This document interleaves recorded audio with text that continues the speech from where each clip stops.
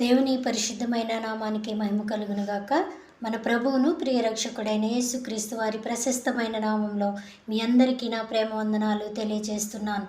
మరి రాజులు 2వ గ్రంథము 4వ అధ్యాయము 8వ వచనం నుండి మనం చూసినట్లయితే, దైవజనుడైన ఎలీషా గారు షూనేము పట్టణం గుండా వెళ్ళుచున్నప్పుడు మరి షూనేము పట్టణంలో ఒక గనురాలైనటువంటి స్త్రీని మనం చూస్తాం.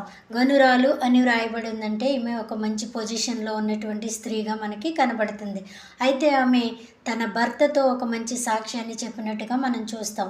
మన ఇంటికి వచ్చి పోవచ్చున్న దైవజనుడు, మరి భక్తి గల దైవజనుడని ఆమె ఒక మంచి సాక్ష్యాన్ని ఆయన కొరకు పలికింది.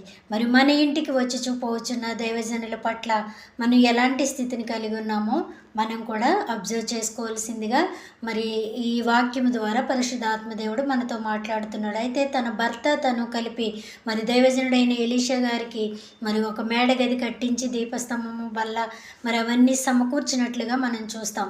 వారు దైవజనుల పట్ల కలిగి ఉన్నటువంటి ప్రేమను మనం చూస్తాం.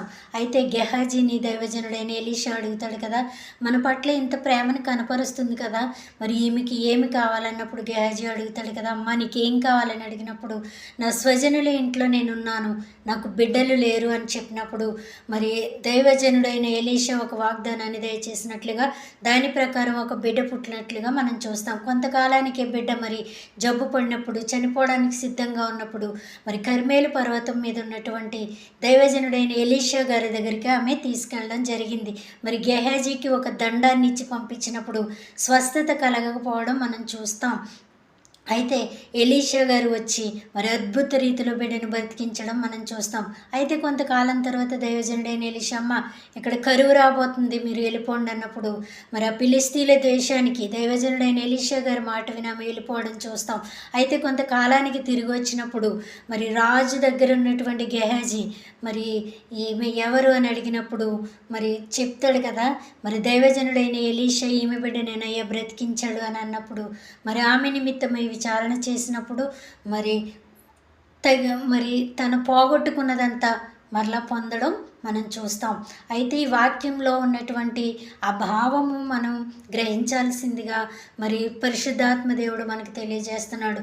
దైవజనుల పట్ల మనకు ఉండేటువంటి ప్రేమ ఎలా ఉంది, మరి మనకు లేని దాన్ని వాళ్ళకి తీసుకొచ్చి ఇవ్వాలని ఏమీ లేదు, కానీ మన స్థితిని బట్టి, మనకి ఉన్నదాన్ని బట్టి, మన స్థితిని బట్టి వాళ్ళకు పరిచర్య చేయాల్సిన బాధ్యత మనందరిపైన ఉంది. మన ఇంటికి వచ్చే దైవజనులు మరి దేవుడుకి మరి మనకి మధ్య ఒక వారధి